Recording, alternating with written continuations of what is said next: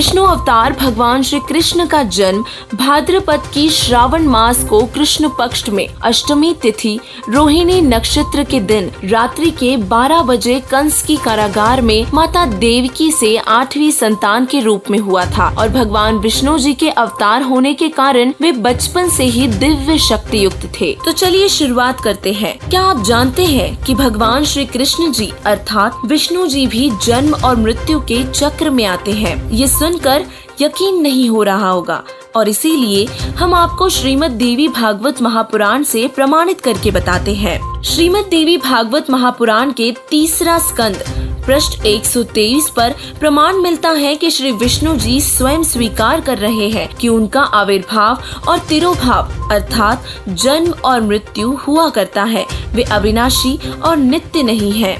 इससे स्पष्ट होता है कि भगवान श्री विष्णु जी अर्थात श्री कृष्ण जी का जन्म और मृत्यु होता है, वे अविनाशी नहीं है अर्थात नाशवान प्रभु जो स्वयं जन्म और मृत्यु में है, उनकी भक्ति करने से हमारा मोक्ष नहीं हो सकता। तो दोस्तों अब बात करते हैं घर घर में सम्मान के साथ रखी, पूजी और पढ़ी जाने वाली श्रीमद् देवी भागवत गीता की। सब मानते हैं कि गीता जी का ज्ञान श्री कृष्ण जी ने अर्जुन को दिया है, जबकि गीता जी का ज्ञान ब्रह्म काल ने श्री कृष्ण जी के शरीर में प्रवेश करके दिया है और गीता जी के अध्याय 11 के श्लोक 32 में ये सिद्ध भी हो जाता है। फिर भी यदि गीता ज्ञान को श्री कृष्ण जी का आदेश मानते हुए भी चले तो भी आज कोई भी गीता जी में उनके दिए दिशा निर्देश व आदेश के अनुसार भक्ति साधना क्रिया नहीं कर रहा। सब मनमानी पूजा कर रहे हैं, जिस कारण आज कोई भी पूर्ण रूप से सुखी नहीं है और मनमाना आचरण करने से किसी को भी कोई लाभ भी नहीं मिल रहे हैं। गीता अध्याय 6 श्लोक 16 में व्रत करना मना किया गया है, परंतु फिर भी लोग व्रत रखते हैं। गीता जी अध्याय 6 श्लोक 16 में लिखा है कि हे अर्जुन, ये योग अर्थात साधना ना तो अधिक खाने वाले की या बिल्कुल ना खाने वाले अर्थात व्रत रखने वाले की सिद्ध होती है, ना अधिक जागने वाले की और ना ही अधिक शयन करने अर्थात सोने वाले की सिद्ध होती है, ना ही एक स्थान पर बैठकर साधना करने वाले की सिद्ध होती है। अर्थात भूखे रहना यानी व्रत रखने से साधक की योग यानी कि भक्ति कभी भी सफल नहीं हो सकती। अतः जन्माष्टमी पर व्रत रखने से कोई लाभ नहीं है, यह व्यर्थ साधना है। तो आगे अब बात करते हैं मोक्ष मंत्रों की, जिनका गीता जी में वर्णन है पर किसी को उनका भेद नहीं पता। गीता अध्याय 8 श्लोक 13 में गीता ज्ञानदाता अपनी भक्ति का ओम जाप बताता है, परंतु ओम जाप से भी मोक्ष संभव नहीं है, क्योंकि गीता ज्ञानदाता ब्रह्म भी स्वयं जन्म और मृत्यु में है। गीता अध्याय 4 श्लोक 5 में ये सिद्ध करता है। इससे आगे गीता अध्याय 17 श्लोक 23 में गीता ज्ञानदाता ने मोक्ष मंत्रों का संकेत रूप ओम तत्सत के रूप में विवरण देते हुए इस मंत्र के जाप से पूर्ण मोक्ष संभव बताया है। इससे स्पष्ट होता है कि गीता जी में न बताए जाने वाले अन्य जितने भी मंत्र हैं, जैसे हरे राम राम राम, राधे राधे, कृष्ण कृष्ण, हरि ओम तत्सत, ओम नमः शिवाय, ओम भगवते वासुदेवाय, ओम मृत्युंजय जाप आदि मंत्र जिनका जाप नकली धर्मगुरु करने को बताते हैं, वे सब शास्त्र विरुद्ध व मनमाना आचरण होने से व्यर्थ है, अर्थात उनसे मोक्ष बिल्कुल भी संभव नहीं है। गीता ज्ञानदाता पूर्ण मोक्ष के लिए किसी अन्य परमात्मा की शरण में जाने को कह रहा है। गीता जी में 3 गुणों अर्थात तीनों भगवानों की पूजा करना वर्जित किया गया है। श्रीमद् भगवद गीता अध्याय 7 श्लोक 12 से 15 और 20 से 23 तथा अध्याय 9 के श्लोक 20 से 23 में प्रत्यक्ष प्रमाणित कर दिया है कि 3 गुणों रजगुण ब्रह्मा, सतगुण विष्णु और तमगुण शिव अर्थात तीनों भगवानों की भक्ति करने वालों को असुर स्वभाव को धारण किए हुए मनुष्यों में नीच दूषित कर्म करने वाले मूढ़ लोग कहा, अर्थात 4 गाली इकट्ठे ही दी है।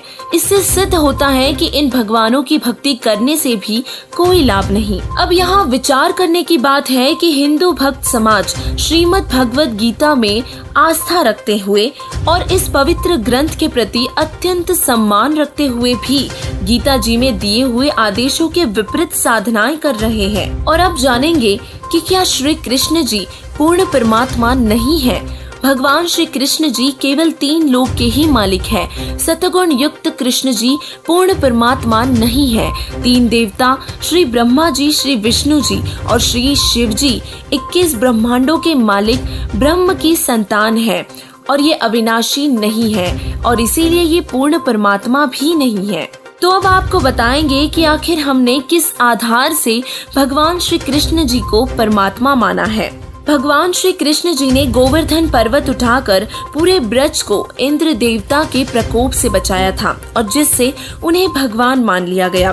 तो इस विषय में परमात्मा अपनी वाणी में कहते हैं, गोवर्धन श्री कृष्ण धार्यो, द्रोणागिरि हनुमंत, शेष नाग सब सृष्टि उठार्यो, इनमें कौन भगवंत। कबीर साहिब जी कहते हैं कि एक पर्वत उठाने से यदि कोई भगवान हो जाता है तो पुराणों के अनुसार शेषनाग तो अपने फन पर पूरी पृथ्वी उठाए हुए है, तो इनमें से भगवान कौन हुआ। परमात्मा की पहचान के लिए हमारे शास्त्र, हमारे सदग्रंथ ही प्रमाण है। हमें ये भी सुनने को मिलता है कि श्री कृष्ण जी ने राजा मोरध्वज के पुत्र ताम्रध्वज को आरे से कटवाकर जीवित कर दिया था। परंतु क्या आपने कभी सोचा है कि वहीं श्री कृष्ण जी अपने सगे भांजे अभिमन्यु को जीवित क्यों नहीं कर पाए। अभिमन्यु की मृत्यु से उनके कुल का नाश हो रहा था और सभी रो रहे थे। स्वयं भगवान श्री कृष्ण जी भी रो रहे थे और उस समय सबको अभिमन्यु की जरूरत थी, परंतु श्री कृष्ण जी अभिमन्यु को जीवित नहीं कर सके। और इसका कारण हमें तत्वदर्शी संत ही बता सकते हैं कि आखिर ऐसा क्यों हुआ था। और तत्वदर्शी संत ने बताया है कि ये देवी देवता किसी की आयु नहीं बढ़ा सकते। जिनकी आयु शेष है केवल उन्हें ही जीवित कर सकते हैं, परंतु जिनकी आयु शेष नहीं है उन्हें वे जीवित नहीं कर सकते। कबीर भगवान पूर्ण परमात्मा है जिन्होंने कितनों को ही जीवित कर दिया और उन्हें नाम भक्ति देकर उनका कल्याण भी किया।